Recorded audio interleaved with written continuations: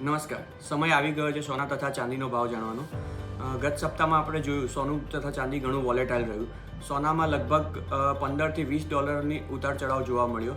જ્યારે આવનારા સમયની વાત કરીએ તો આવનારા સમયમાં અમેરિકન બેન્કો દ્વારા વ્યાજદર ઉપર ઘટાડો થાય તેવી શક્યતા રહેલી છે. તેના ઉપર બજારની નજર રહેશે, તેમજ રૂપિયા ઉપર પણ રહેશે.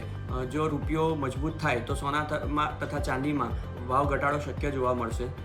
જ્યારે આવનારા સમયની વાત કરીએ તો સોનું $2280થી લઈને $2380ની વચ્ચે રહે તેવી શક્યતા રહેલી છે.